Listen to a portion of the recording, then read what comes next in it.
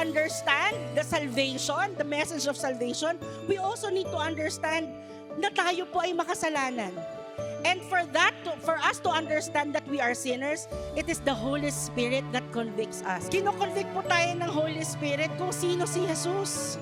Kino-convict po tayo ng Holy Spirit that yes, while we are sinners, there is Jesus Christ, the righteous Savior. And so even though we are sinners, merong pag-asa. And sino po yun? Si Jesus Christ.